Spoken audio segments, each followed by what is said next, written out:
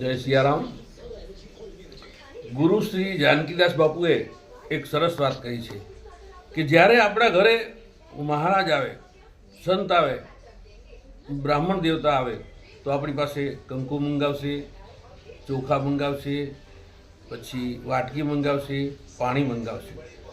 એ વાટકીની અંદર કંકુ પલાળી અને એ ભૂદેવ આપણા જ કપાળે ચાંદલો કરે છે અને આપણને આશીર્વાદ આપે છે. આપણે શું આપીએ? દક્ષિણામાં જે બી યથાશક્તિ 51, 101 આપીએ છીએ. એ રીતે જ આ બધું જ ભગવાનનું છે. ભગવાને ફૂલો બનાવ્યા, પાણી બનાવ્યા, અનાજ બનાવ્યું છે. તો આપણે તેરા તુજકો અર્પણ એ સમર્પણ ભાવથી આપણે ભગવાનને ભોગ ધરાવીએ, ભગવાનને અર્પણ કરીએ તો ભગવાન ખુશ થઈ જશે અને ખુશ થઈને આપણને આશીર્વાદ આપશે.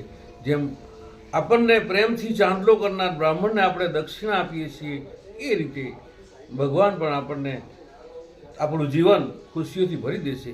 જય સિયારામ.